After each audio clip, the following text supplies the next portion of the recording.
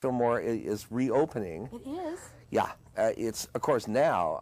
When you go there, you'll be amazed how small it seems. You know, it's like it's a club now. It'll be a club with. When's it reopening? I'm supposed to play the opening, although I don't know whether I am or not anymore because I'm not sure about my schedule. But it's opening sometime later in the year.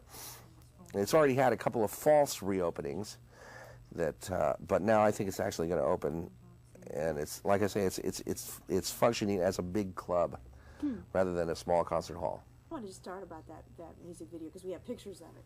Okay, how did you like doing that for MTV? It was a lot of fun. It was a chance to work with old friends, Gary Guterres, and the people at Colossal Pictures. It's one of those things. I love to work with Bay Area people when possible, you know, and this was a chance to do that, and everybody was excited about it. Everybody enjoyed the idea, and the execution of it turned out to be almost as much fun, except for the cold. The cold was extremely cold. Except for that part of it, it was fun to do. The audience enjoyed it, we enjoyed it, and it worked really well for us as well. As you said earlier, it was kind of an interesting statement about you had never really had a big hit, but we made it on the charts wise. This is the first? This is it. That's the first one, yeah. But what about all the ones that are so well known? Well, they're hits to our fans, but they're not. They never were hits in the regular world. You know what I mean? We never were a top 40 band, and we never had that kind of success. Records in terms of record sales. So this is our first year where we were actually, you know, a modest success in the big world of grown-up records, you know. What's it like? Not much different, really. You know, I mean, because we've been steadily selling more and more tickets every year than almost anybody, you know. So we've had tremendous success as a live performing act, you know, for all this time, and that's just been getting more intense in the last few years. This has just possibly put a little English on that. You know what I mean? Mm-hmm. So we're more successful now than we expected to be, which, interestingly enough, is a whole new level of problems, really. Problems? Yeah, sure, because you have, now we have the problem of too many people showing up for a show, for example. And in some of the places that we play, it really crowds the local environment. I mean, if you get 15,000 people trying to get into a place, you know, changes the whole concept. Absolutely. And some of the places we play are remote enough and small enough areas, parts of the country where the addition of 20,000 audience members is significant. You know, it's a significant number of people over the normal. You know what I mean? Yeah, it's a big group. Pretty soon the roads are crowded, and you know, a lot happens. But there are lots of problems along those lines that we would never have anticipated. But luckily enough, this has been sort of slow. It's been slow enough that we've been able to adjust to it as it happens. It's certainly not freaky or anything. Well, what about your concerts? As you said, you have this enormous popularity playing live. Why is that, do you think? Oh, geez. You'd have to ask somebody that comes to the shows, you know. You've been doing this on the road, your shows on the road, a long time. For as long as I can remember, no kidding. And you like it still. And even longer. Oh yeah. Well, it's playing with the Grateful Dead is not like we don't. A lot of groups. Okay, here's the showbiz formula, folks. Here it comes. What you do is you make a record, you perform your record on stage. You know, you tour and try to make an effort to sell as many records as possible, and you perform your record. Now, some people can play the same music every night over and over again and maybe not even get bored by it, but for me, I hate to play anything the same twice ever. You know, I mean, in fact, I'm almost constitutionally unable to do it, you know. It's just, it isn't fun for me, and luckily everybody else in the band, the Grateful Dead, is like me in that regard. So, with us, it's a matter of our problem is to keep ourselves interested, and that means to keep changing. So that means that every night we play differently, and we play a different show. We play the material differently. We don't do a show as such, really. What we have is a large repertoire of about pushing 200 songs when we really are working a lot, and we just go on stage and play. And you like that? It's the only way we could do it and keep it interesting. And also, I think the audience comes will, rather than going to one show and say, well, we've seen the Grateful Dead this year, they'll go to 5 shows and realize after the 5th show, hey, none of these shows are the same. There's no 2 of them that are alike. And if you really want to see the Grateful Dead, you have to go to all the shows. You know, I mean, and so the people who are the most diehard fans make an effort to go to every show, or at least as many as they can possibly get to. And we try to make that. I mean, that's what we're doing. You know, that's it. Because to go on the road and play mechanically is sort of to cheapen this whole experience. And we're interested in providing something that isn't just a live version of a record. You know, we want it to be more dynamic. We want it to be more exciting. We want it to be unexpected. We want there to be surprises there. We want the people to feel they're participating in it. You know, so it's like, and if you approach music from that point of view, it works. All those things work for you. You know, the audience becomes a part of the music, and it becomes a very rich experience. If you decide that what you're going to be is a sort of a jukebox, then pretty soon you get bored, and being on the road starts to get to be a real drag, and people complain about it and stuff like that, and it makes it hard to survive. So this survivability is a factor when you've been playing as long as we have. I mean, pace really counts. Mm-hmm. So being out there for the right amount of time and doing something that stays interesting, that really is key. When you started this out, did you think you'd all be together this long and keep doing this and still have the success you're having? Or how did you start? We didn't really think about it. We didn't think about it that way, really. And we thought about it in terms of, this seems like it'd be a real great way to have some good times, you know. And the thing of doing something with people that you really like, and doing something that you enjoy doing with people that you really like doing it with, you know, okay, that's a great place to start anything. And as far as where it was going to go or where it was going to lead us, we really didn't have any plans. I mean, like everybody who's in the music business, you hope your first record, you know, you say, okay, this is the one, this is going to be it, you know. And we never did have that kind of recording success, you know, so that big flash of success never really came onto us. But on the other hand, we've defined ourselves in our own terms, you know, and what we do, and even a little section of the American population, you know, has this definition which is kind of open-ended and kind of far out, really. And it's been surprising. We couldn't have known it, but at the same time, it's not surprising in a way, you know. Well, a lot of the music that came out of the 60s that was filled with social messages and change and all of that. Do you think that music is a force in that, and is it still happening, that kind of... Well, I'll tell you, we've always really avoided expressing any particular message, you know, with our music. I mean, we've made an effort to make it as ambiguous as possible so that people could create their own sense, you know, and hope to... If we're standing for something, we hope that the whole gesture says it rather than the individual songs. You know what I mean? So our songs have purposely not been focused in a topical sense. However, in the last year or so, or a few years, we've got a few tunes that you could describe as topical in a way.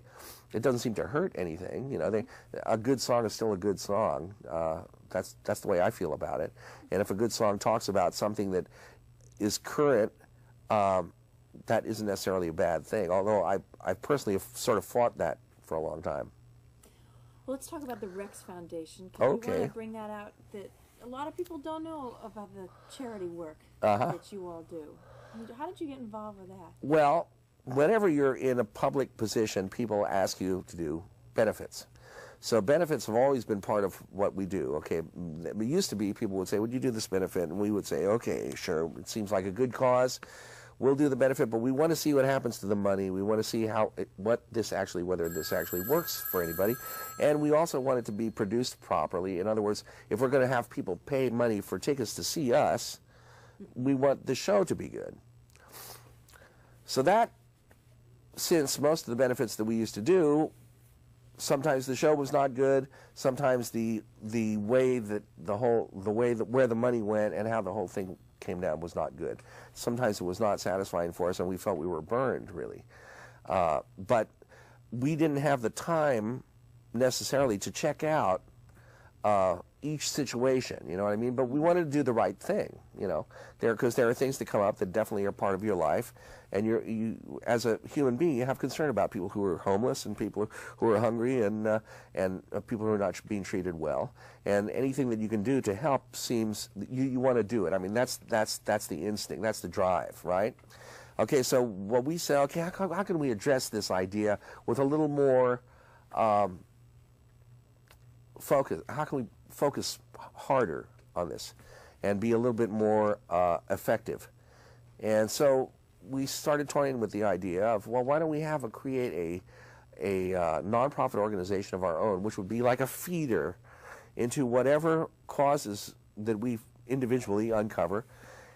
We have a preference for local and sort of close to the bone, low profile, direct action kind of things, rather than big charity. We don't do much that contributes to big charity. So we go for the things that are feeding people somewhere, you know, that are providing health stuff, you know, slow profile things where like $1,000 really matters to somebody. That kind of stuff, local community from inside our immediate area out, you know, sort of in concentric circles. We're looking to, you know, to be active in ways that make sense, and also we're hoping to transmit some of that responsibility.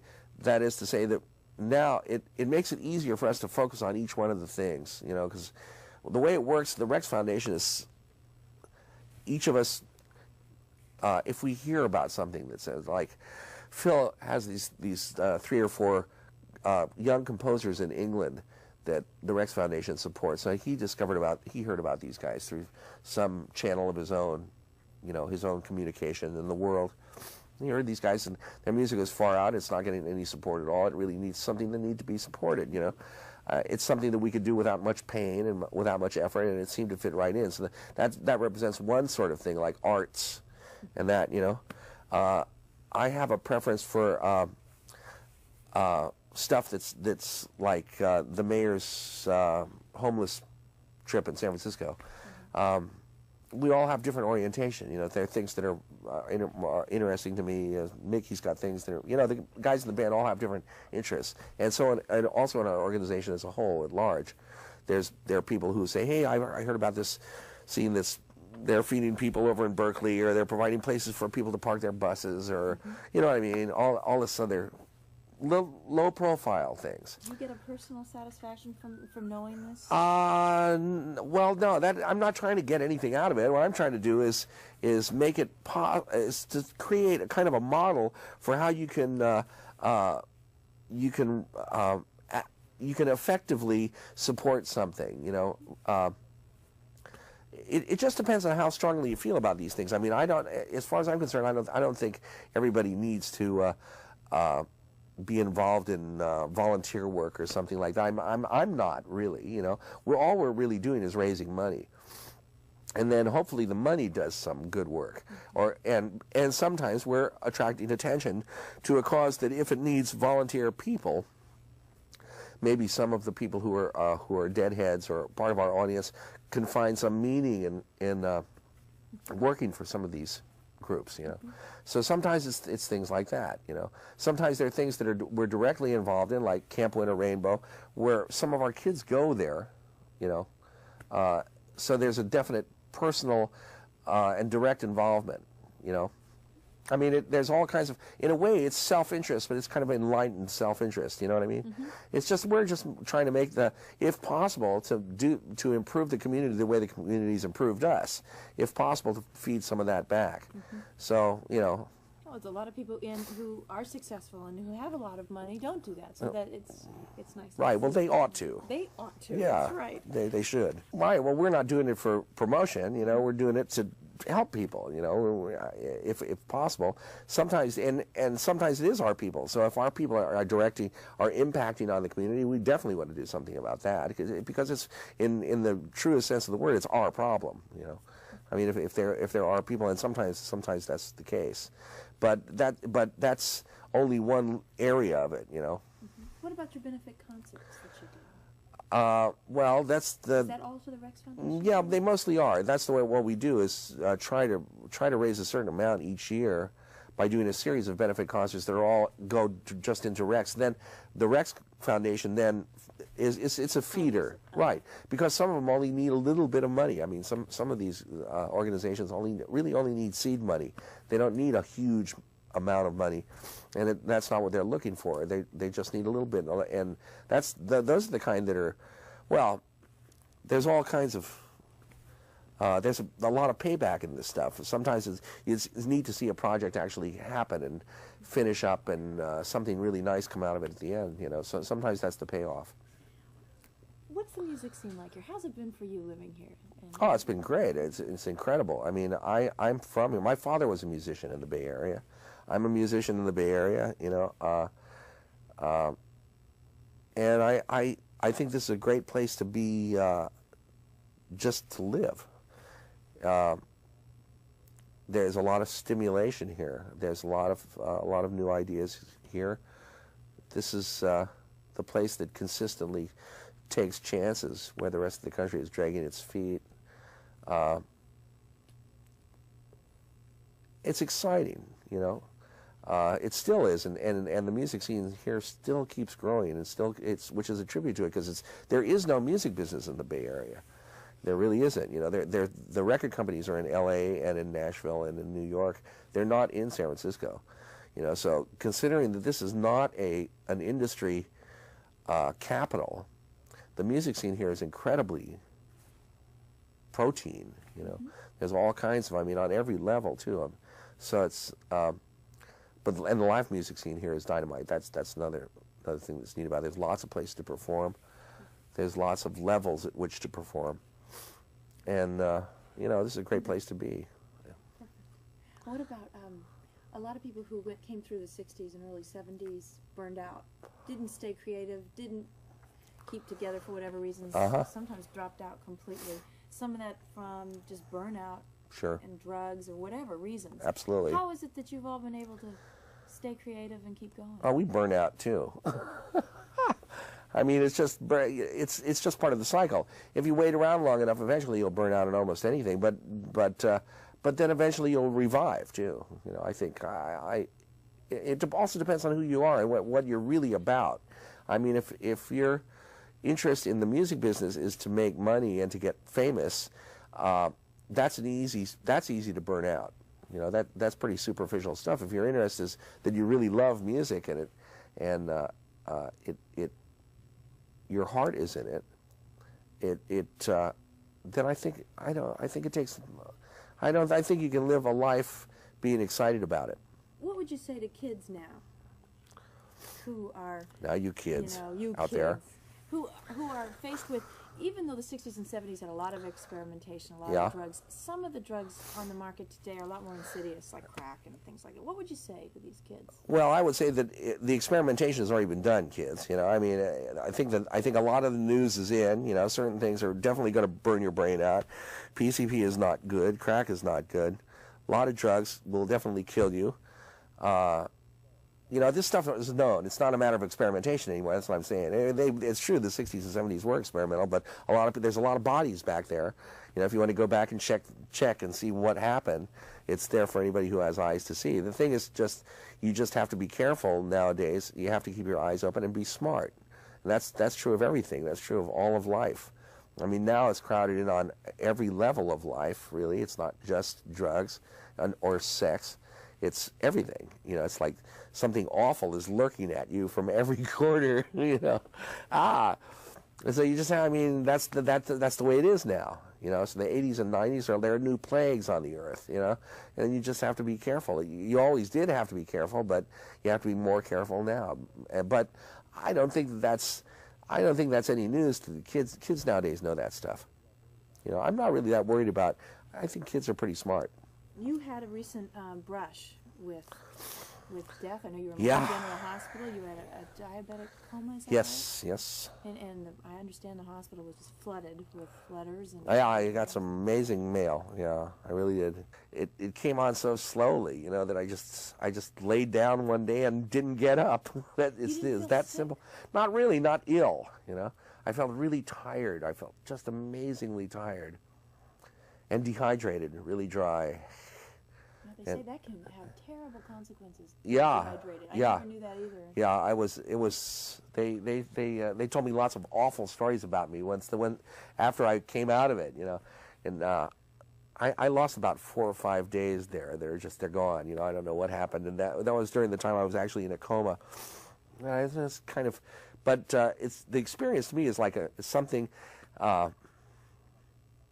It's like a complete meltdown, I mean, I really had to start everything over again. Although everything came back pretty fast, but I really had to do everything at least once. I still have some serious scars. I notice it. I don't think other people do so much, but I don't have the access that I used to.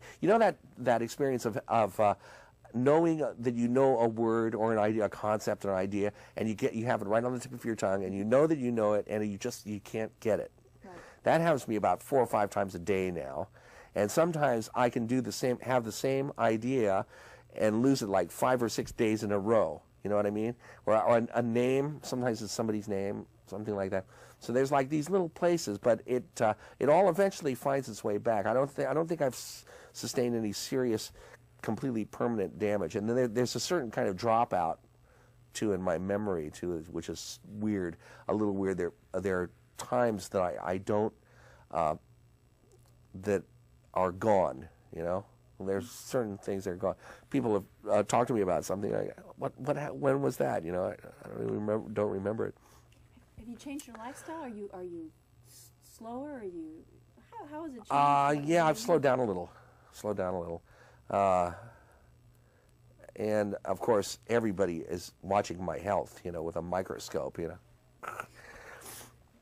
So that, I mean, that's. Mm-hmm.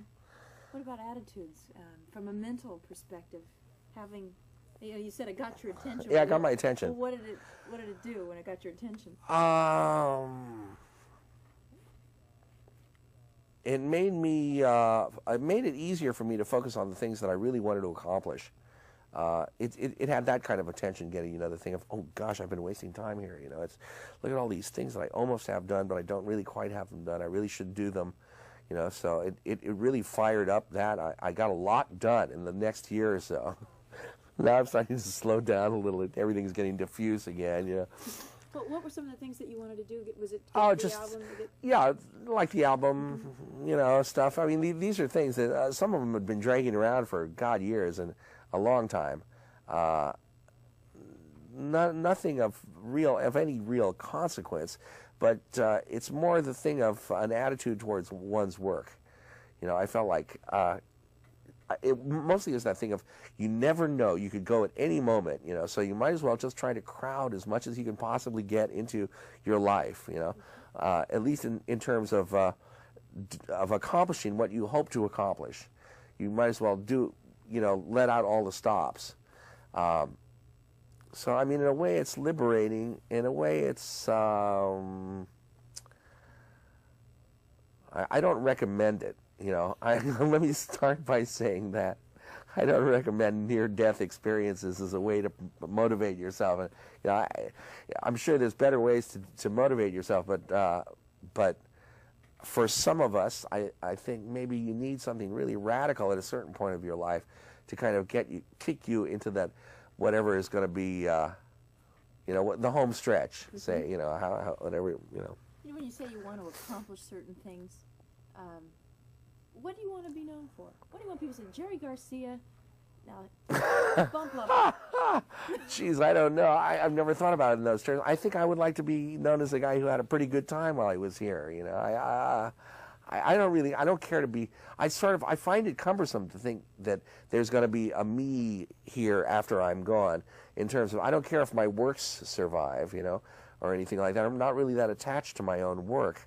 And in fact, that is sort of embarrassing in a way. It's kind of like, I'd kind of like to take every trace of me with me when I go, so that everybody can reinvent some other person that would be me, you know what I mean? I'd hate to fill up that notch, because I mean, it's myth, it's it could be anybody, so somebody else should be that person.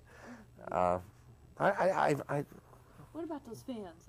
You have some people who, you know, they're very avid fans. I don't know of any other group or performer that has the dedication that you have. Yeah, we've got some wonderful fans. Yeah. Unbelievable.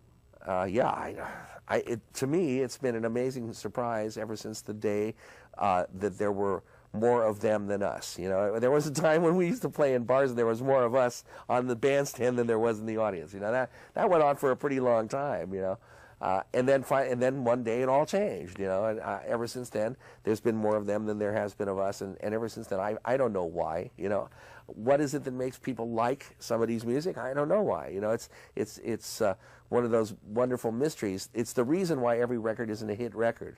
You know, nobody knows that. Nobody knows what makes something popular or something a hit, or why everybody will like something, or it isn't known. And that's neat.